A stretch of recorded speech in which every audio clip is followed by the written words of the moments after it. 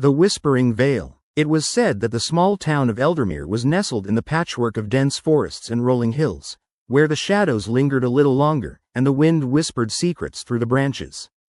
Many of its residents were content to live quietly, yet they held an unwritten understanding. Eldermere was a place where the veil between the worlds was thin, and not all things belonged to the realm of the living. 17-year-old Clara had long been fascinated by the strange tales that wove through her town. From the ancient trees to the peculiar dreams shared by those who lived near the edge of the woods, Eldermere had an allure that she couldn't resist. One chilly autumn evening, as twilight cloaked the sky in deep indigo, Clara decided to venture beyond the town's limits, drawn by the stories of another world lurking just beyond sight. With her best friend, Leo, by her side, they set off into the woods. As they walked deeper into the trees, the underbrush thickened, and a sudden chill swept through the air. "Maybe we should head back," Leo suggested, glancing over his shoulder. There was a tension in the air that Clara couldn't shake.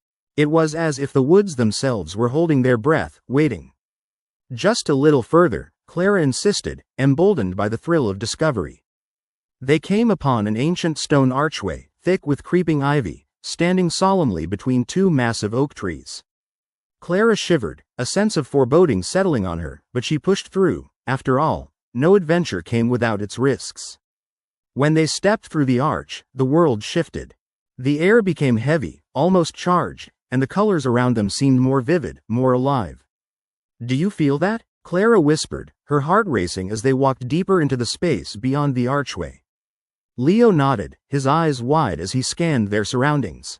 Suddenly, a soft voice flitted through the trees, like the rustle of leaves whispering secrets. "Clara, Leo, did you hear that?" Leo shook his head, skin prickling with unease. Clara nodded, both exhilarated and frightened. They pressed on, determined to discover the source. In a clearing bathed in moonlight, Clara stumbled upon a circle of stones, each etched with intricate symbols that pulsated softly, glowing with an otherworldly light. The air grew thick with an electric energy, and the whispering intensified, layered with voices, each distinct yet intertwined, a symphony of the lost. "Join us. Stay," the voices beckoned. Clara felt an inexplicable pull towards the circle, her feet moving before she could think.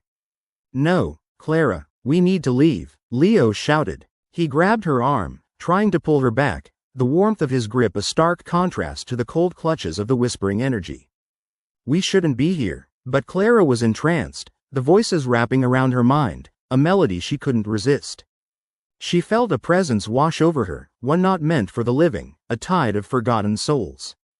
A figure emerged from within the shimmering air, a translucent girl dressed in tattered, ethereal fabric, her eyes dark voids that seemed to consume the light around them. "Help us," the ghostly figure whispered, reaching out with a hand that shimmered like dew in the morning sun. "We are bound here, dreaming in despair. Free us, and we shall reward you." Clara's heart raced. She should have felt fear but instead felt a deep-rooted compassion. "How can we help you?" she asked, her voice shaking yet steady. "By bringing us what we lost." The ghost swirled around her as if caught in a dance, a gentle but insistent tugging at her heart. She was aware of Leo's frantic whispers behind her, urging her to resist, but the need to help them was overwhelming. "Clara," Leo shouted, panic surging in his voice. "Get back, they're not real." But they were real, and Clara could feel it deep in her bones. The air thickened with longing, a magnetic pull that drew her in. "Please," came the girl's voice again, louder now, resonating within the clearing. "Bring us what was taken. Only then will we be free." "Clara, don't listen," Leo shouted, finally breaking through the veil of enchantment. He yanked her back, eyes wide with fear.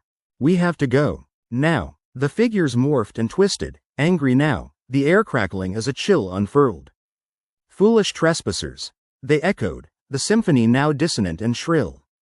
Clara staggered backward, the thrill of adventure replaced by terror.